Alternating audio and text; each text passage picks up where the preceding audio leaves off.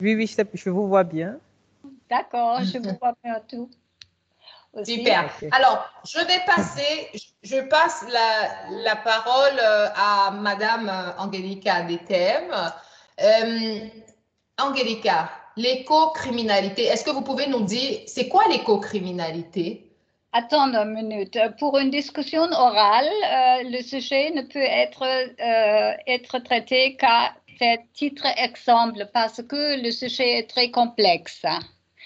Oui, Oui. c'est vrai qu'il est assez, il est assez complexe. Peut-être qu'il faut que je donne des parties. C'est un sujet en fait où on peut donner, chacun peut donner son idée puisqu'on est on est en fait tout appelé à pouvoir éviter ou bien à lutter contre cette éco-criminalité. Comment est-ce qu'il s'agit ici pour nous de sortir déjà ce que c'est? Comment est-ce que ça se manifeste? C'est bien qu'on ait des personnes qui soient dans différents continents. Est-ce qu'on remarque ce problème justement dans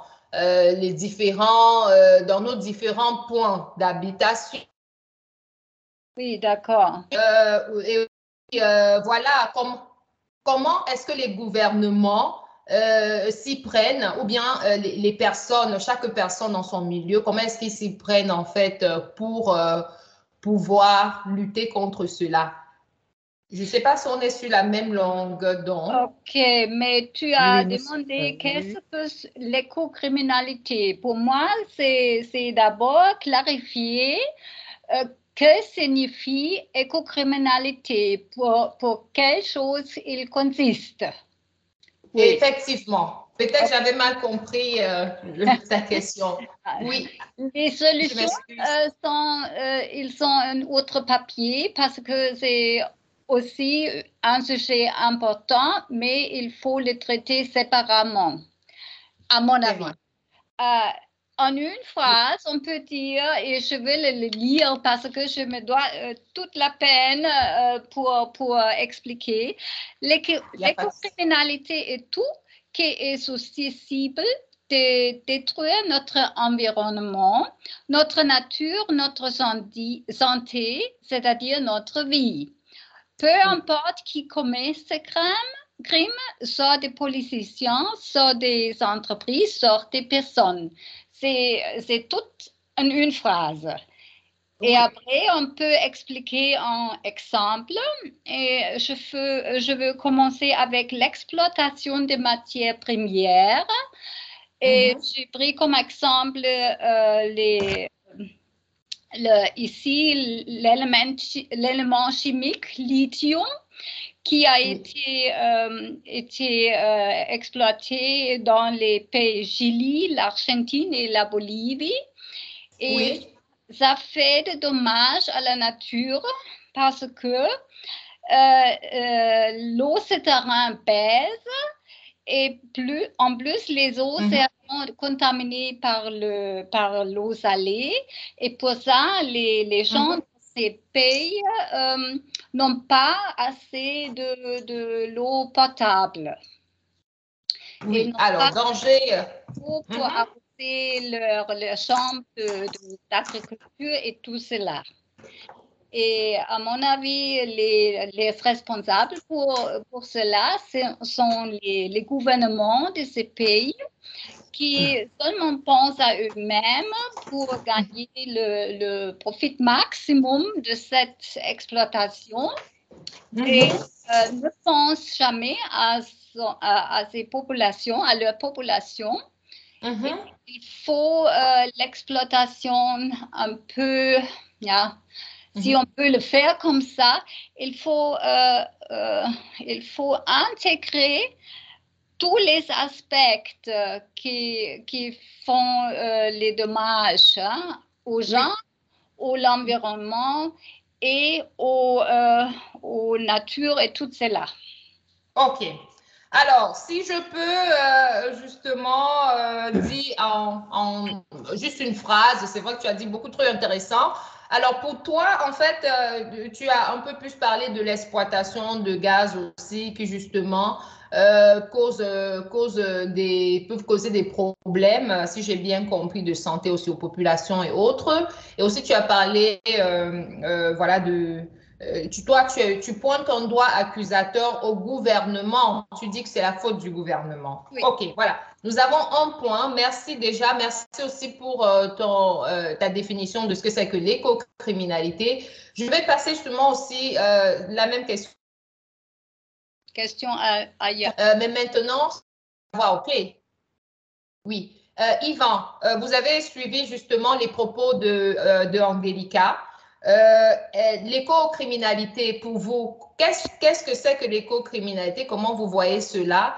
Est-ce que pour vous aussi, la faute, on peut pousser la faute aux gouvernants des pays dans lesquels cela se produit? La parole à Yvan.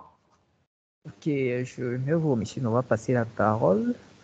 Tout premièrement, selon moi, quand on parle de l'écocriminalité, pour moi, c'est le déversement de produits toxiques dans la nature, l'acte de détruire notre environnement, bon, tout acte qui peut porter préjudice à la nature. Et Oui. dans ce cas, je ne crois pas que le gouvernement est le seul à plaindre. Selon dans le contexte d'Afrique, le gouvernement fait des efforts, même si ce n'est pas suffisant.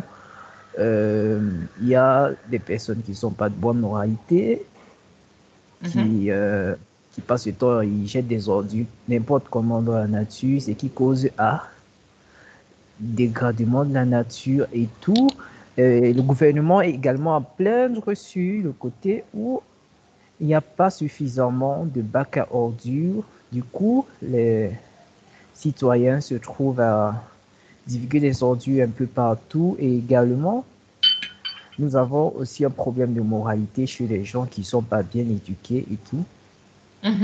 Et comme solution, je crois que le gouvernement devait lever des sanctions contre tous ceux qui se comportent de cette façon et on devait veiller à l'éducation de la population, leur faire savoir que tout ce qu'on fait détruit notre planète et également, on devait promouvoir le recyclage des déchets ordures, des plastiques et tout. Et je crois que ça serait une meilleure solution pour ce problème. Tu as raison. On peut le tutoyer. Hein? Pardon, Angelica. D'abord, j'ai dit à Yvan que nous pouvons nous tutoyer. Il ne faut pas... et il a parfaitement raison avec le recyclage. Et dans les pays en Europe, par exemple, on a implémenté déjà une version de recyclage. Comme exemple, ici en Allemagne, on a la tonne bleue et le sac jaune pour les choses de plastique, par exemple. C'était une très bonne idée, mais les grands mais, pendant les années, les gouvernements, les districts et les communes, on a besoin d'économiser d'argent et pour ça, ils ont externalisé ce traitement de déchets en plastique, par exemple à la Chine. Et ils payent à la Chine pour qu'ils les éliminent. Mais la Chine n'élimine pas correctement. Ils les jettent, les déchets, dans la mer.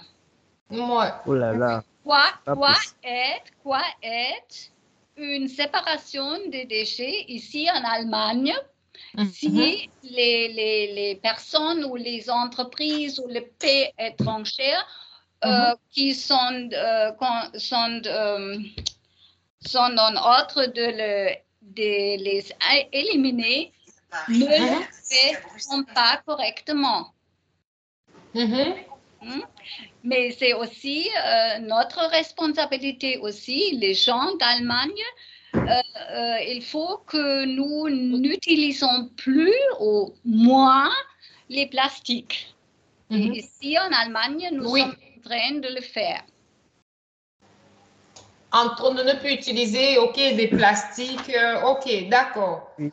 Super. Justement,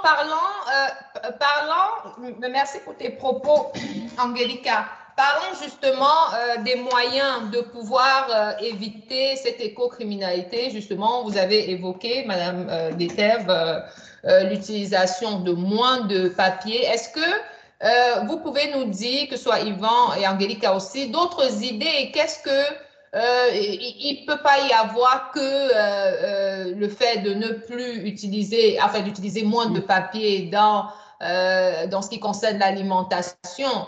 Est-ce qu'il y a d'autres choses? Parce que dans l'agriculture, par exemple, on a des engrais qui sont utilisés qui, à la longue, aussi causent des problèmes, que ce soit à la nature, donc même à la personne humaine. Parce que nous avons dit tout à l'heure, en parlant, en définissant les termes, que l'écocriminalité, c'est tout ce qui, en fait, peut causer un problème à notre environnement. Et lorsqu'on parle de l'environnement, c'est aussi des personnes, c'est des animaux, c'est la santé humaine qui est mise, en fait, justement en danger. Quelles sont vraiment, à votre avis, les solutions que vous pouvez esquisser, voilà, à part les papiers qu'il faut éviter, qu'est-ce qu'il y a encore d'autre à faire?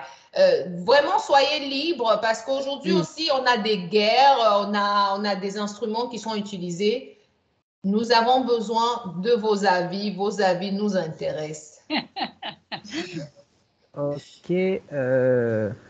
Concernant le secteur de l'agriculture, je me dis que le gouvernement devait encourager l'utilisation des pesticides, limiter l'utilisation des pesticides et encourager les engrais naturels pour éviter la pollution des aliments et éviter l'utilisation des conservatoires. Tout ça, c'est pas bien pour la santé. Et non seulement, il n'y a pas seulement le secteur de l'agriculture qui est touché, il y a également les gaz hydrocarbone. Donc, on devait encourager l'utilisation des voitures électriques, passer à une énergie bio qui ne pollue pas l'environnement. Encourager l'utilisation des voitures électriques, vous le dites. Oui. Réduire la dépendance à l'hydrocarbure pour virer vers une énergie verte. Oui. Ok, énergie verte. Okay. Il faut avoir des infrastructures, hein, tu sais bien. Oui, justement, voilà un très bon point, justement, parce que là, Yvan nous parle de l'énergie verte qu'il faut développer, encourager justement l'utilisation en plus de voitures électriques. Est-ce que dans les pays où vous êtes, par exemple, prenons le cas de l'Afrique. Si on va prendre l'Afrique, par exemple, est-ce que l'Afrique est préparée justement à cela? Parce que là se pose aussi le problème, c'est un problème économique aussi. Oui. Est-ce que vous pensez, Yvan, que l'Afrique est préparée? Le problème est déjà de stopper l'importation des voitures, des vieilles voitures. Et je pense que si le gouvernement se décide vraiment à aborder ce sujet, on serait capable d'arriver. C'est certes, ça va prendre du temps, mais on va finir par y arriver. Mais il faut qu'un moment commence. C'est pas du tout facile, surtout avec la situation. Merci, Yvan. Alors, Angelica, voilà, Yvan.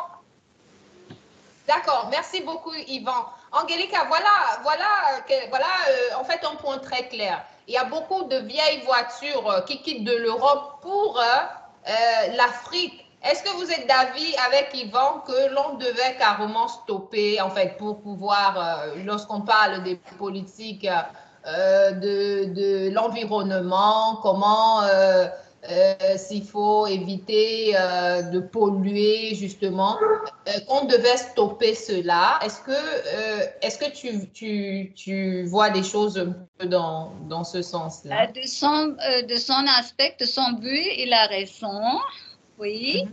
Mais, en Europe ou en Allemagne spécial, on peut dire nous n'avons pas suffisamment l'infrastructure pour changer les voitures en pétrole, en diesel aux voitures en électrique.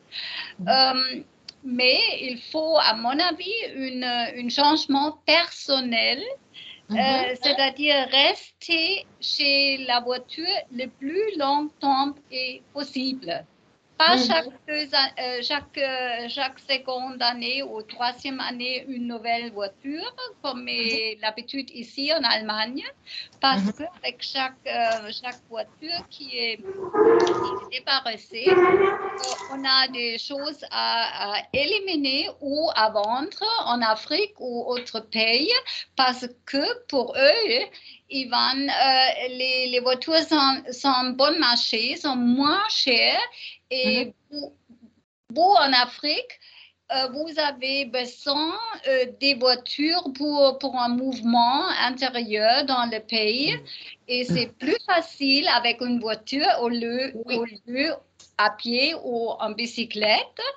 Et si nous, en Europe, économisons les voitures, pas un grand changement chaque 2 années,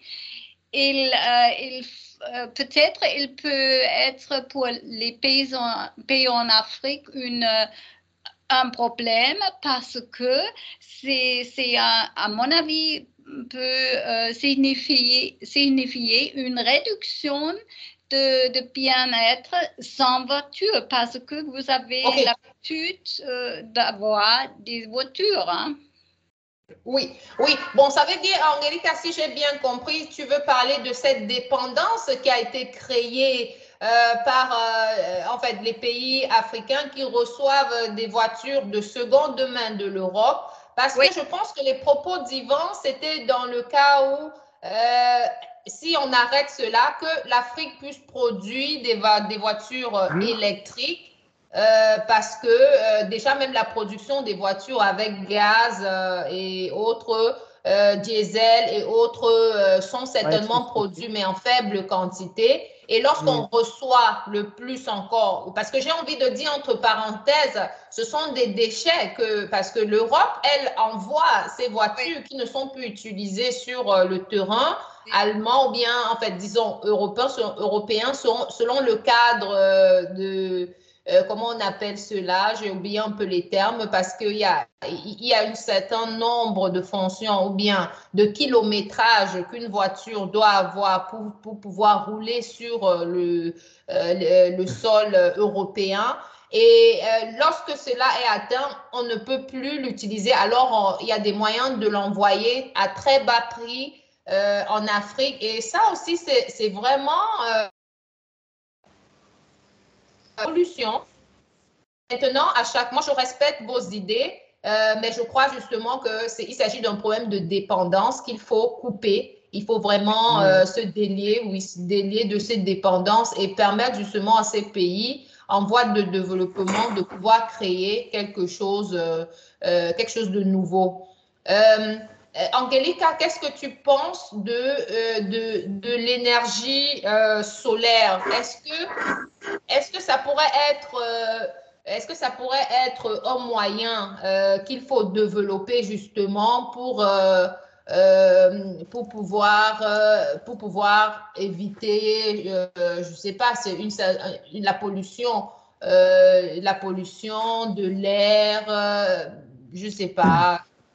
Comment est-ce que tu vois cela? L'énergie solaire, c'est une solution, c'est vrai, mais ça dépend du pays. Hein? Ici en Allemagne, nous n'avons pas le soleil toute l'année.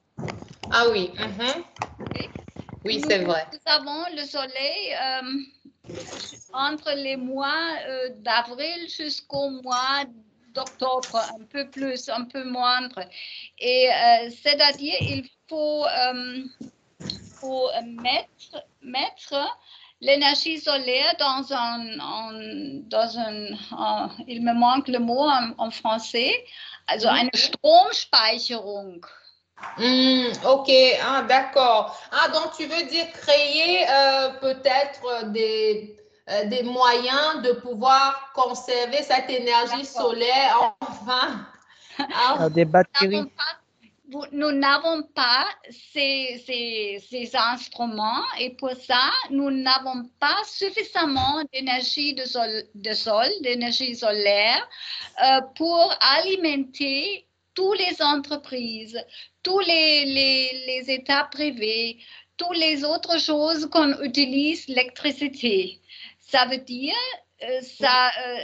un manque va occurrir ici en Allemagne.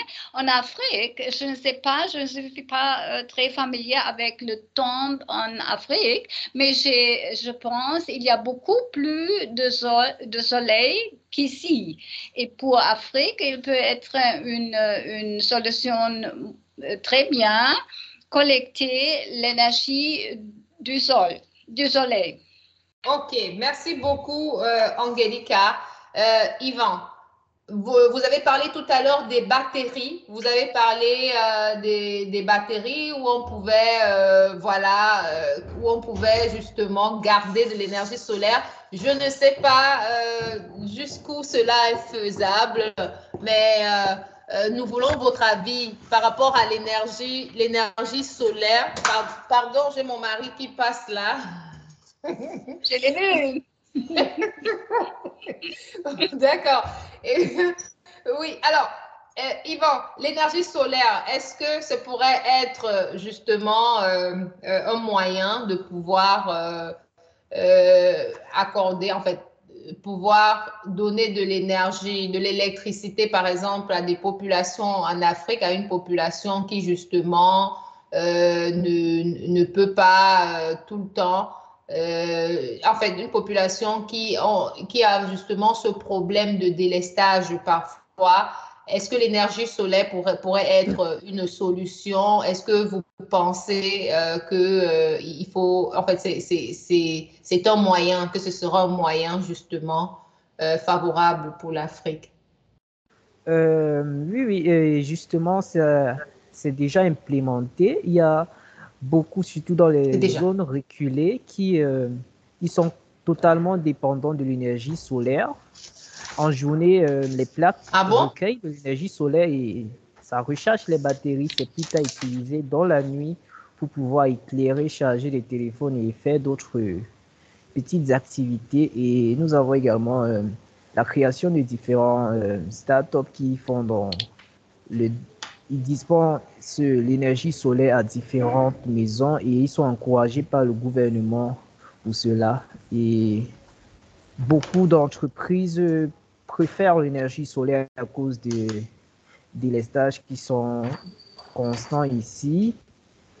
Du coup, l'énergie solaire est vue comme une meilleure option comparée aux autres. Ok, super. Pour Yvan, l'énergie solaire, une option qui défierait beaucoup d'autres et elle est effective justement en Afrique, dans certains pays en Afrique, comme il est en train de le dire, ce que je trouve aussi très salutaire.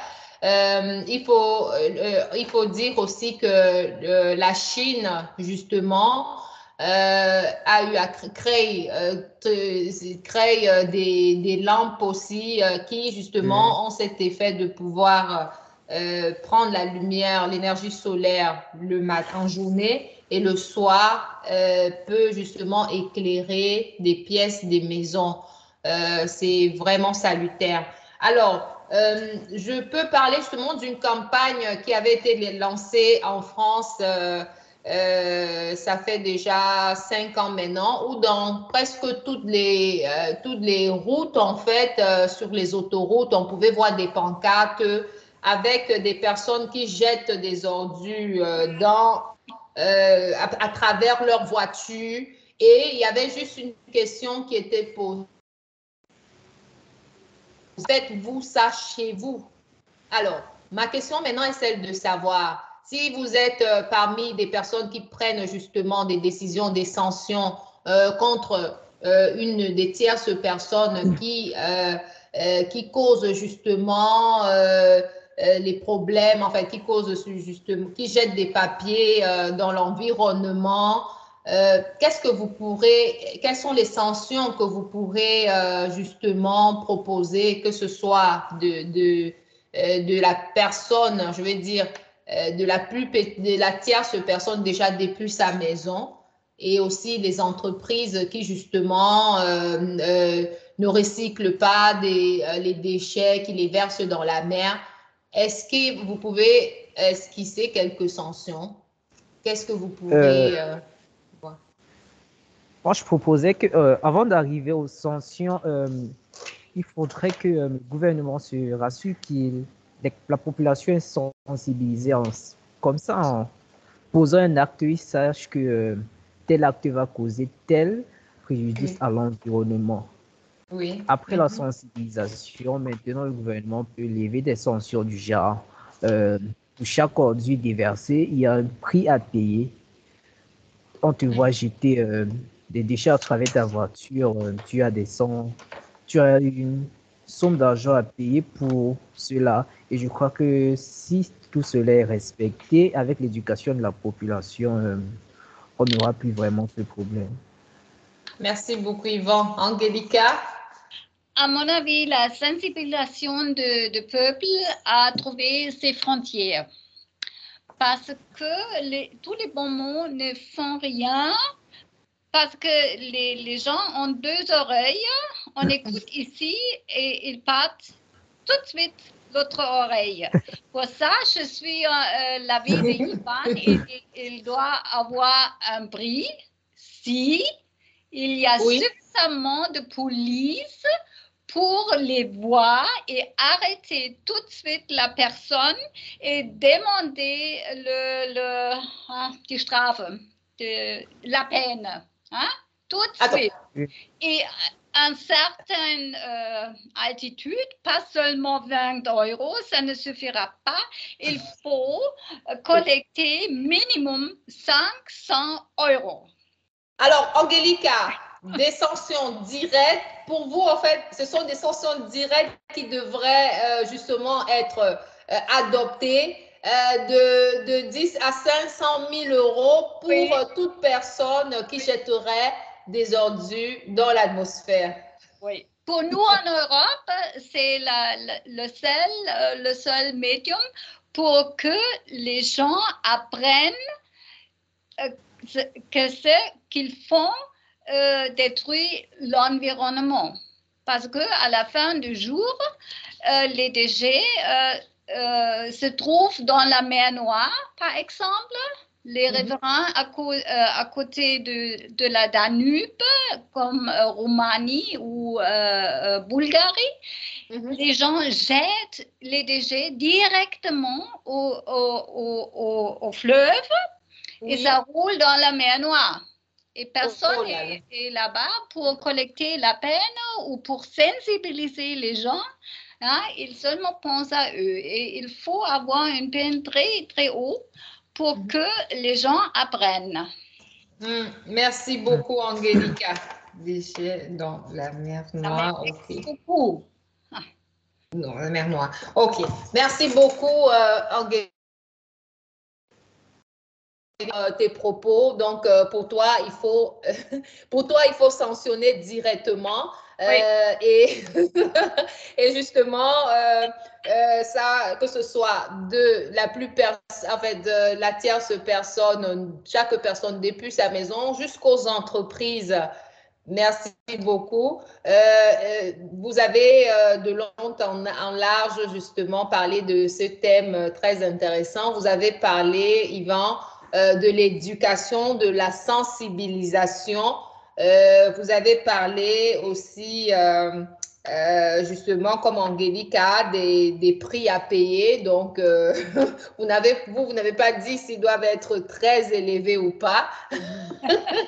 Ça dépend. Hein?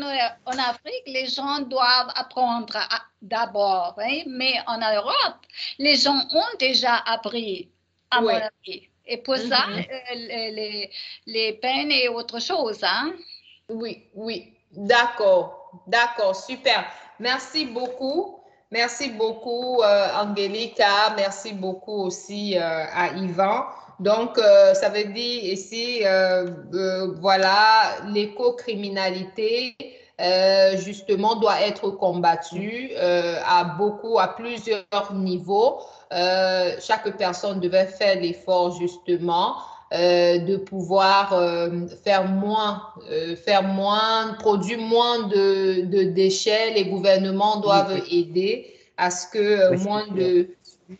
Oui, doivent aider au recyclage justement des déchets et nous avons aussi dit que voilà, l'énergie solaire pourrait être une solution dans beaucoup de pays, notamment dans beaucoup de pays en Afrique. Ils ont le soleil presque toute l'année, contrairement à l'Europe qui a justement, qui passe souvent des moments d'hiver où on a vraiment très peu de soleil. Vous avez parlé justement, vous avez parlé de, pardon que je regarde un peu mes écrits. On a parlé justement de stopper l'importation des voitures à diesel ou bien justement à gaz.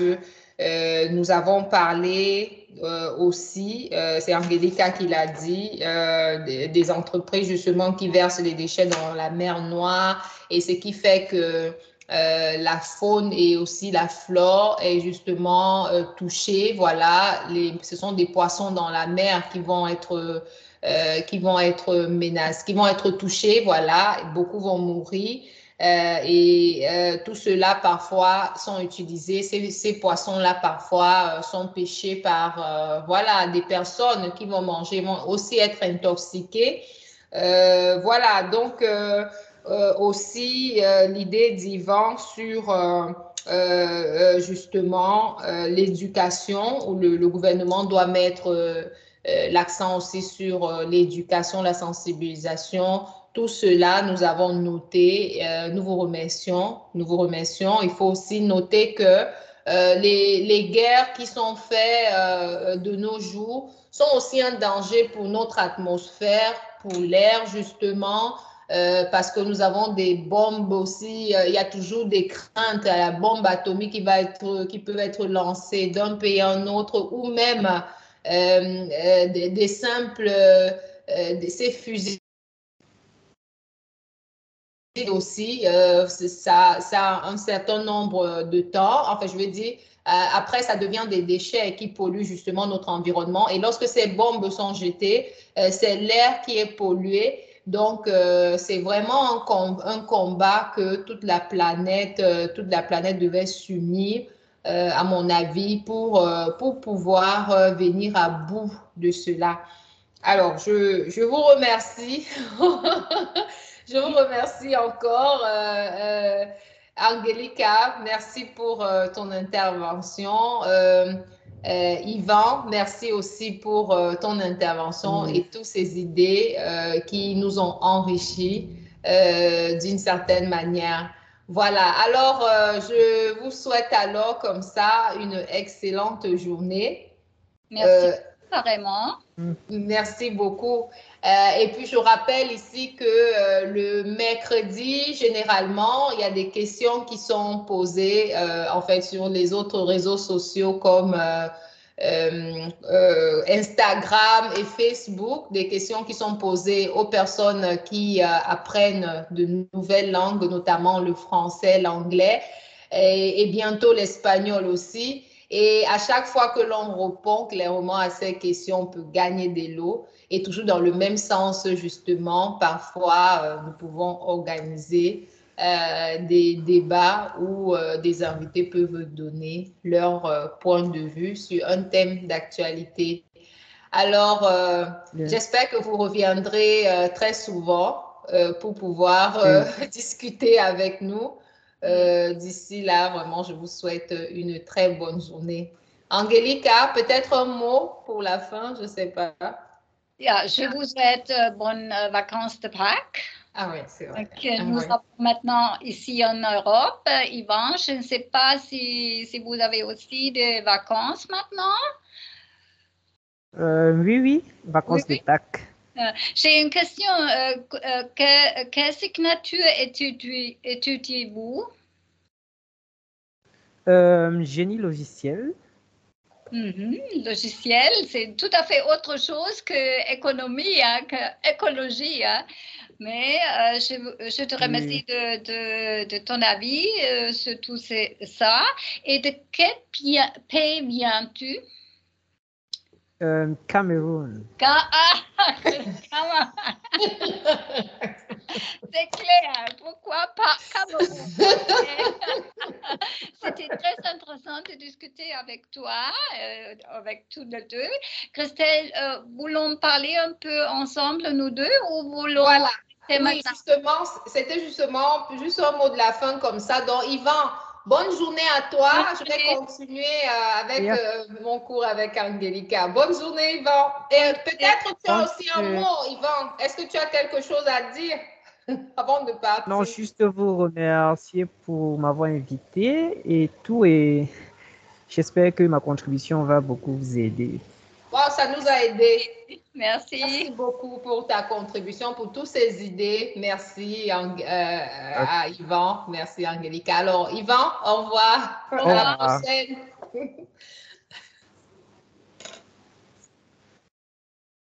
Voilà. Voilà. Je n'ai pas bien compris. Est-ce qu'on est en Afrique déjà en train de construire énergie solaire avec la possibilité de conserver l'énergie? Oui, justement, en Afrique, il y a